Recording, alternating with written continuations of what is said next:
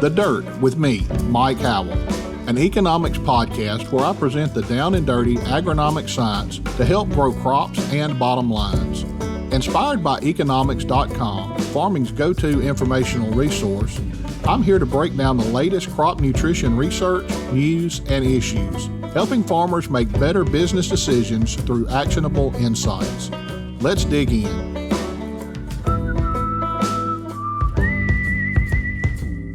Well, hello again, everyone. Welcome back to The Dirt. We're going to be wrapping up our series on sustainability this week. And to help us do that, we've got Mr. Mark Thompson with Nutrien joining us today. Mark, glad to have you with us. If you would, tell our listeners a little bit about yourself and what you do at Nutrien. Well, first of all, it's great to be here with you, and I'm happy to be wrapping up this series with you. And I'm the Executive Vice President and Chief Strategy and Sustainability Officer at Nutrien. I've been with the company for about 11 and a half years. And in my role with Nutrien today, I oversee our corporate strategy globally, our corporate development and mergers and acquisitions teams across the business. And then directly related to today's conversation, our global sustainability and ESG team. And in a couple of days here, I'll be changing roles with the company and taking on a new role as EVP and Chief Commercial Officer, getting to work more closely with you, Mike, and our agronomy team, but our global sales teams, transportation, distribution, and logistics, and commercial teams really focusing on serving our customers across the NPK business around the world. Congratulations on that promotion. Sure you're excited about that, and we're excited to get to work with you a little closer. Mark, we've been talking for several weeks now about sustainability, and you were one of the first ones that I heard actually make this comment in a presentation that sustainability means something different to different groups of people. That's one thing that we've been focusing on. We've had different people from various regions talk about what sustainability means to them. And one thing I've asked each of the guests is, tell us what sustainability means to you. Yeah, thanks, Mike. I think it's a great question because sustainability and ESG and a number of other terms are words that get used a lot, around the world and in our industry today. And I think they do have different meanings to different people. And so I'll tell you a little bit about how I think about those words and what they mean to me. When we talk about sustainability, I think what we're talking about is long-term viability. And when I say long-term viability, it's the ability of really a company, a grower, a participant in our value chain to be around for the long term. So when I think about sustainability, the things that I think about are our impact as Nutrien, as an example, on the world around us. That could be our stakeholders, that could be the environment, all the things that go into making sure that we've got a stable, productive, and strong operating environment for the long term. And for a public company like Nutrien, these are absolutely critical things to be thinking about. And it's the same for our customers. We all want to be successful and viable over the long term. So when we think about our impact on the world around us and stakeholders from a sustainability standpoint, what that means is thinking about things like safety. Do we keep our people safe at work? And do we have an environment that our people want to work in every day and can be kept safe and go home safe every day? Do we have a business that's conserving and protecting and even improving our access to the natural resources we need to run our business? The natural resources like the ones that we make in the NPK business and provide to customers all around the world, or the advice that we're giving to growers on how they steward conservation practices or look after their land, and all the stakeholders around us. And so I think this general topic of sustainability is really about thinking about the long term and how we make our own company and all our participants around us viable over the long term. I think one of the other things that's really interesting today, Mike, is how sustainability gets used interchangeably with ESG. And it might be a technical nuance, but I think they're really different. And ESG is really a framework that investors use to look at risks and opportunities in public companies, as an example, like Nutrien, with respect to their investments. So ESG stand for environment, social, and governance. And those are different factors that investors look at to assess a company's long-term viability and their value. And what investors are really looking for, in my mind, is risks and opportunities that are material. And when I say material, those risks and opportunities that can have an impact on the long-term financial performance of a company. And so in environment, as an example, looking at how companies might be using natural resources like water, or how our impact on the climate could affect the environment around us and the future of our business. And in areas like social, how we deal with customers, how we deal with product stewardship. all things that good companies that manage their business are looking at and managing to create opportunities for themselves, but manage their business over the long term. So while sustainability does mean something different to everybody, I think today, for me, that's what it means. And I do think that's what's at the core of the word. Mark, we appreciate that, and I appreciate you touching on ESG in a little more detail. That's something we haven't spent a lot of time talking about on this program. We've mentioned it a time or two, but I appreciate you defining that and letting our listeners understand the difference between ESG and sustainability. So, Mark, we mentioned that sustainability means something different to everybody. I took the liberty of trying to condense everybody's statements into an elevator version of this, something that we could share on the elevator and try to capture everything that I've heard over the last few weeks. And you can tell me if you agree with this short definition or not. What I came up with was making adjustments to current practices or procedures in a way that will protect and conserve our resources while at the same time maintain or increase profits. I think that's a really good component of a sustainability definition. And when we think sustainability, I mean, certainly the environment and natural resources are part of it. But I think if you're a grower and you're thinking about the long-term viability of your operations, your impact on the environment and your ability to continue to be profitable while implementing sustainability practices on the farm are critical. But I think it also goes beyond the environment. I mean, we know that access to labor, as an example, is a critical portion of how a farmer manages their business.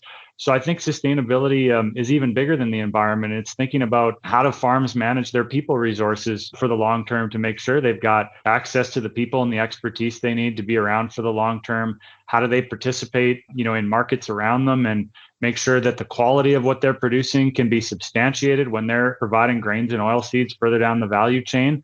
I think that comes back to governance. And so I think the definition you provided is a great way to think about the environmental portion of that. But I think it's even bigger than that. Right. And I'm sure if we talked about this long enough, we could keep adding more and more aspects to that as well.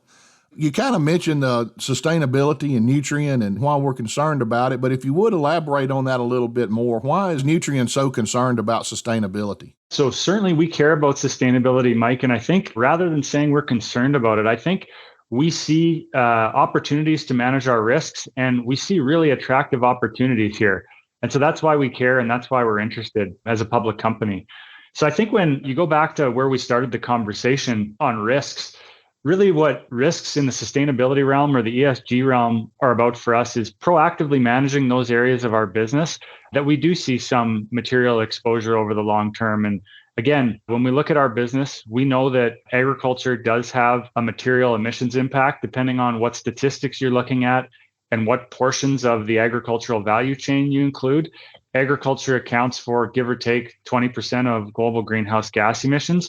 And so we do know that the industry has an impact on the world around us. And so in an environment where the economy is decarbonizing and we see a price of carbon, there are some risks to manage around ensuring that our carbon footprint continues to be reduced.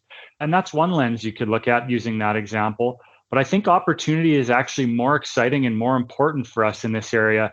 And there's not only opportunity, I think for Nutrien, there's opportunity for our customers, there's opportunity for growers, there's opportunity for the ag economy. And you touched on profitability in your definition of sustainability. And I think that's really important because our industry does have a critical role to play in a changing economy and supporting global imperatives. And most importantly, our industry is stewarding to make sure that we've got food security across the globe. And at the same time, our industry has an ability to reduce environmental impacts and steward natural ecosystems around us to make sure that we've got those resources for years to come. I don't think there's many industries out there that can make that claim that they're impacting two things as important as food security and climate or the environment in the same way that we do. And so in that realm of opportunity, when we look at climate, we see immense opportunity. And one example I think we'll get a chance to talk a little bit more about is our nitrogen business. We're leading the way globally in producing clean ammonia and making investments in that area. And ammonia is going to have continued uses in agriculture as a cleaner source of nitrogen, but also in the industrial economy for moving hydrogen potentially as a marine fuel, as power generation, feedstock. And that's real opportunity for Nutrien and stakeholders around us to create new value I think for growers, when we look at this same topic on climate, as you've talked with some of your other guests about, we've got a real opportunity to work with retailers and distributors in the value chain and growers to implement conservation practices like no-till and cover cropping where that makes sense, or look at opportunities to make nitrogen use more efficient in the field and reduce the loss of nitrous oxide as a greenhouse gas. And there are emerging opportunities for growers to profit from those activities while having a positive environmental impact. So that's an example of something that could be a risk through one lens and an opportunity through another lens. And so when we look at those things, they're very important to the future of our company, and that's why we care about them. You gave a couple of examples on that. We've had Sally Fliss with Nutrien Ag Solutions. We've had Michelle Nutting with Nutrien. Both talk about some of the programs they're working with. But I know there's a lot more programs that Nutrien is working on. And you kind of touched on the clean ammonia. And I think the term in the popular press is green ammonia. Tell us a little bit about what Nutrien's got going as far as the green ammonia project and any other projects that you may want to mention as well. Before I jump into the projects, I'll maybe just step back and talk about how we communicate our strategy in this area, because it's really important and it's how we go to the world with a focus on the things that we care about that are important to our business. So a couple of years ago, we put out what was called Nutrien's Feeding the Future plan. And as I've talked today about sustainability and ESG, I've talked about different factors or topics that we think are material or financially important to the future viability of our company.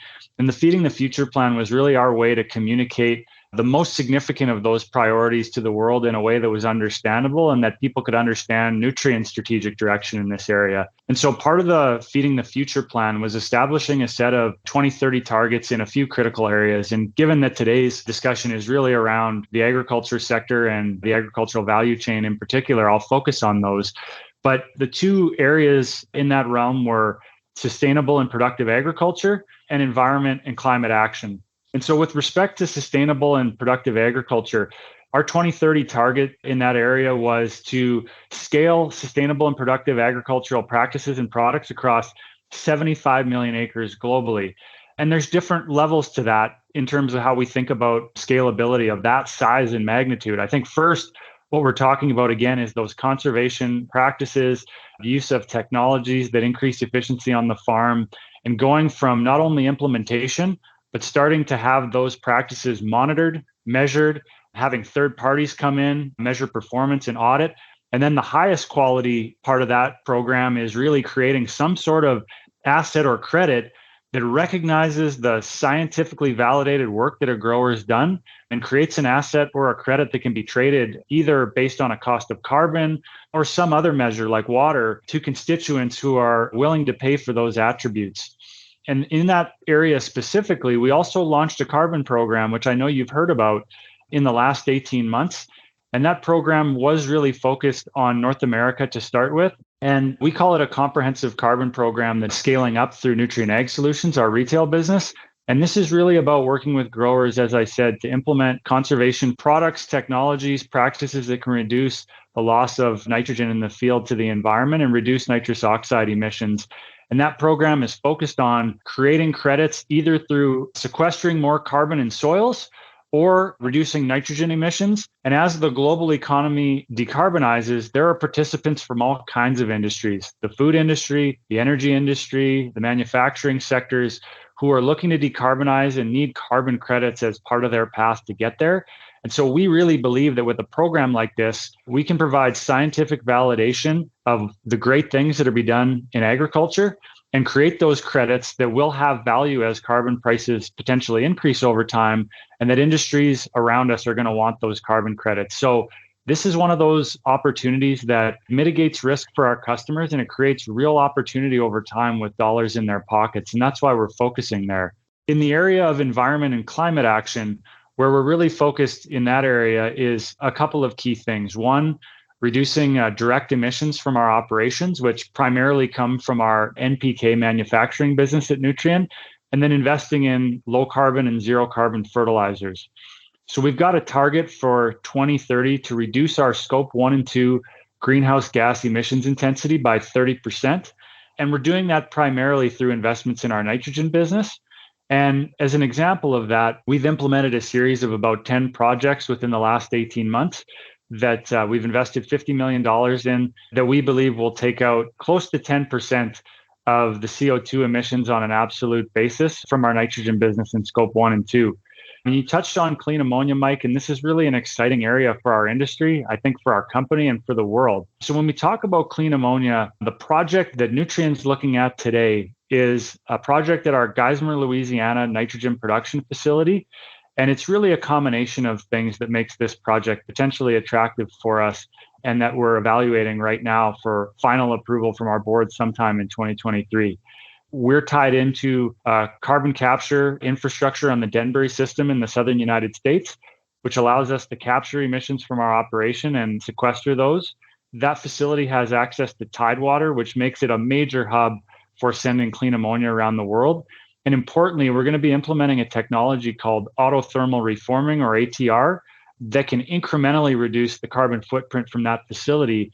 And when you look at what that could mean for Nutrien, that would be a 90+% potential reduction in CO2 emissions versus gray ammonia or traditional ammonia production. And so, as I said earlier, we've got buyers in places like Asia and other markets that are looking for clean ammonia as a potential source of power generation. We've got a pilot with a company called Exmar, which is one of our vessel partners, on creating an ammonia-fueled engine that could use clean ammonia to help the maritime industry hit their decarbonization targets. And then there's been a lot of talk about hydrogen as a future fuel source, and ammonia is one of the more efficient carriers of hydrogen. And so we could see clean ammonia emerge as a way to move hydrogen around the world. For an agriculture company that serves agricultural stakeholders, clean ammonia will play a role in decarbonizing and providing environmental benefits for ammonia use in agriculture. So these are really exciting projects. Nutrien is the largest producer of low carbon ammonia today, and we see a real opportunity to continue to make ground in this area.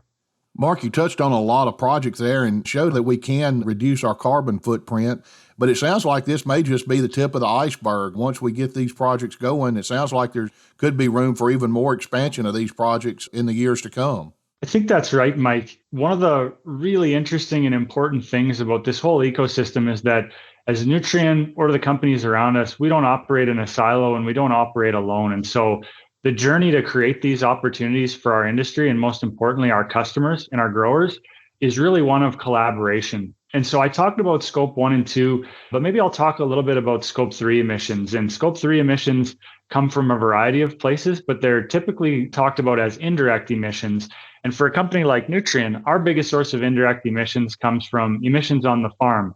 And interestingly enough, when you look down the value chain from an ag and food perspective at grain companies and food companies that are actually putting food on the shelf for consumers, those companies in their scope 3 also pick up emissions on the farm. So the grower is really at the center of this equation.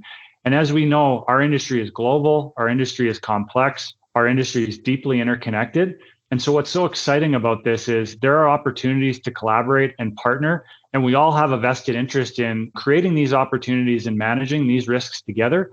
So as we see this shaping up, we've got partnerships forming today with some of the largest food and beverage companies, some of the largest consumer products companies, with grain companies, with other agricultural retailers, with other agricultural fertilizer manufacturers, and most importantly, with growers.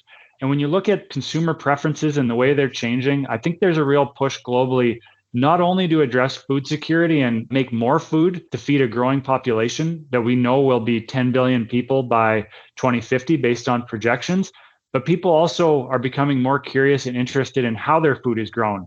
And all of this collaboration allows us to get more transparency into how food's being grown, the attributes of that food, and the really advanced practices that our customers are implementing today to grow that food. And so I think this is just the tip of the iceberg. And I think we're going to see more collaboration over time that involves participants from all across the agri-food value chain that'll allow us to reduce scope 3 emissions, create more viability for our growers, not only from a sustainability perspective, but from a profitability perspective, and importantly, in growing more food in more sustainable ways. So I think it's exciting times. We could probably say this every decade or two, but I don't think there's ever been a more exciting time to be in the ag and food industry. Mark, we really appreciate you taking the time to visit with us today. You brought out a lot of useful information, something that we can all take back and apply. If you want to sum this up, and what's your take-home message that you want everybody to get out of today's program? I appreciate you having me. I think this is a really important discussion for us to be having as an industry, as a company, and to be having again with our customers and participants in the value chain all around us. So I just appreciate the opportunity to talk with you. And it's important that you're providing a platform for us to talk about these things, not only with Nutrien, but also outside of our company. I think lastly, where I'd come back to is just the big themes associated with our industry, and that we get to get up every morning and go to work for a company, and importantly, work in an industry that's impacting the world in extremely positive ways and plays such an important role in the future of our society and our planet. The topics that we talked about, food security, climate, environment, and biodiversity, to be able to come to work and impact those types of factors, it's such a gift and it's such an opportunity. And I know it's hugely motivating for me and the over 25,000 employees at Nutrien and all those that work in the ag and food industry. So my second take-home message would be that we're serving a noble purpose and that what we do every day matters. And so that collaboration that I talked about in support of those goals is really, really important. And then I think the last message would really be keeping that definition of sustainability front and center in our minds when we talk about these topics. I think it's easier for these topics to get political or for the definitions to get confused. But at the end of this conversation, it's all about creating long-term viability for our industry, for our customers. And we all want to be around over the long term. And we want our planet to be around over the long term. We want our growers to be viable, profitable, productive. And so everything we're doing in support of this comes down to that. And I think if we can all unite around that kind of objective, great things are going to happen. Well said, Mark. And once again, thanks for joining us for this program. Well, listeners, it's that time again where we start talking about our tailgate for the week. Mark, is there a favorite football team? I know you're from Canada and y'all have Canadian football. I don't follow Canadian football like I do American football, but do you have a favorite football team? Well, Mike, growing up in Canada, I think this does have a bit of a different angle to it, but I grew up in Saskatoon and Saskatchewan. And so Saskatchewan Rough Rider fans are seen everywhere around the world. I've got a colleague that jokes with me that no matter where you go in the world, you always see somebody with a Saskatchewan Rough Riders hat on. So I think that's the only appropriate answer for someone like me. Very good. Do you get to do any tailgating? I know it's a little cooler up in Saskatchewan than it is down here in South Mississippi, but we like to tailgate and get out and socialize before the ball game. Do y'all get to do any of that? We do some of that in Saskatchewan. I think, as you said, the weather conditions can be a little less friendly. I'm not sure tailgating looks the same in Canada as it looks in the United States all the time, but the Saskatchewan Roughriders have a huge following, and they're some of the funnest sports games you can ever go to in Canada and maybe anywhere in the world. The atmosphere is just outstanding. So what's your favorite tailgate food? For me personally, I've always been a big hamburger and hot dog fan. I think those are basics. Those are also products that, if you think about our discussion today, ultimately they're coming from a grower or a farmer somewhere, in our network or somebody else's network. I think you can see the fruits of everyone's labor in action when you think about those type of tailgate products. Well, this week we're going to do a little something different for our tailgate. The kids have all been after me. They want to do hibachi. That's something I've kind of been putting off just because it takes a lot of time and a lot of effort, but we're in the playoffs and then we're going to kick back and have a big hibachi dinner. We're going to have the fried rice. We're going to do the stir-fry vegetables with the zucchini and the onions and some carrots and some broccoli in that. We're going to have some ribeyes that we grill up. We're going to do the grilled chicken, and we're going to stir-fry some shrimp and get all that mixed together and have a good hibachi dinner before the ball game this Friday night. This week, the Hornets played host to the Pass Christian Pirates, a team that they played in the regular season. Had a little bit of struggles this week, just weren't able to get things clicking, but still ended up winning the ball game by a score of 40-12.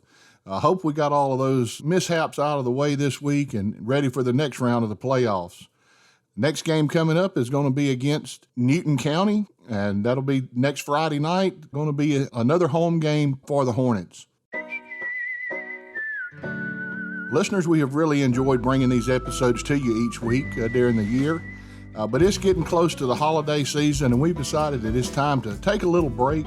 I've got a lot of traveling to do here in the next few weeks, and everybody's going to be out celebrating the holidays, and we decided it's just time to take a break.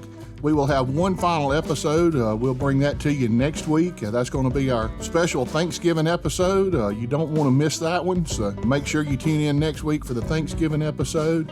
And then we will start back the first Tuesday in March. We will start releasing every week again a new episode of The Dirt. We appreciate everyone taking the time each week to tune in. And while we have this break in action, I want to remind everybody that they can always go back and listen to past episodes. So until next time, this has been Mike Howell with The Dirt.